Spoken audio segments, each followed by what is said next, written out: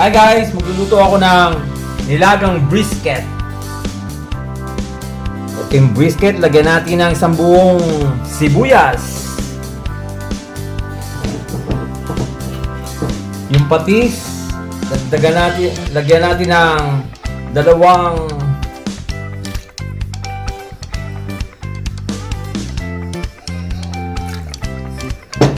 at paminta.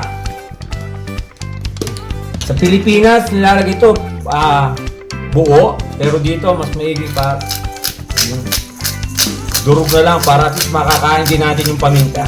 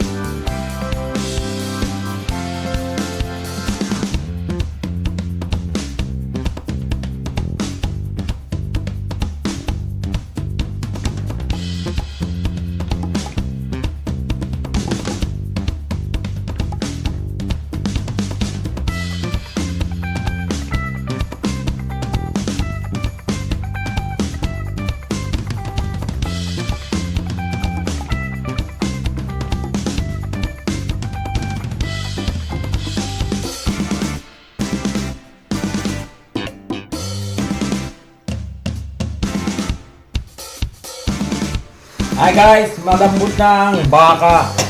Lagyan na natin ng sabaw. Lagyan natin ng pinakulong tubig para mas madali siyang kumulo ulit.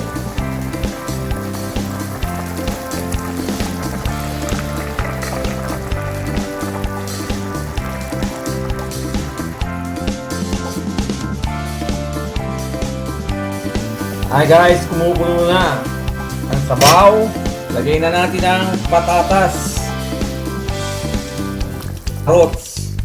Dahil sila yung matigas na gulay, unahin natin ang matigas na gulay.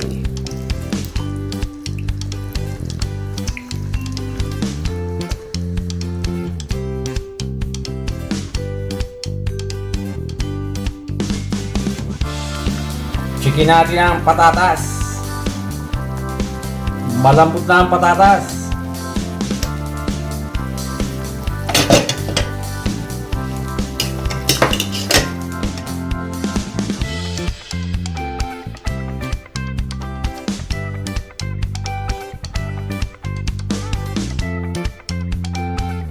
Hi guys, luto na ang baka.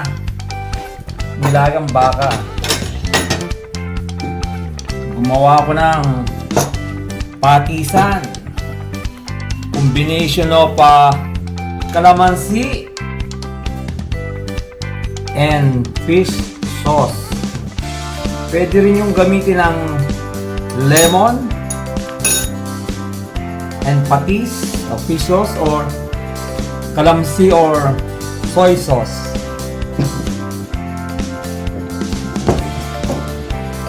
Tikman natin.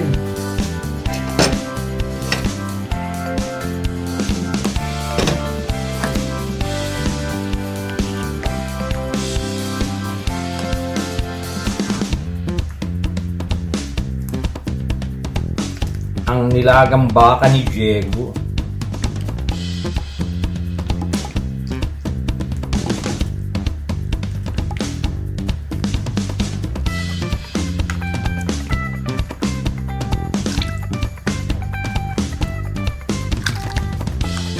Hi guys!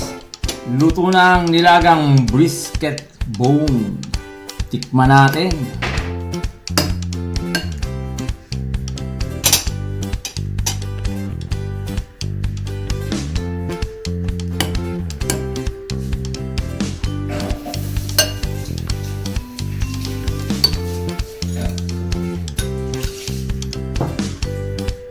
Wow,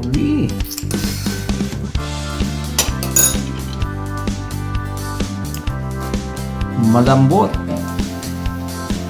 May konting lisid.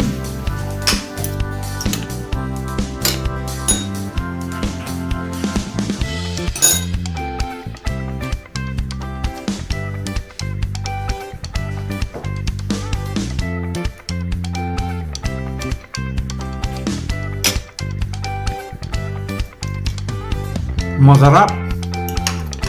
Masarap ang nilagang beef brisket bone. Kain nyo na.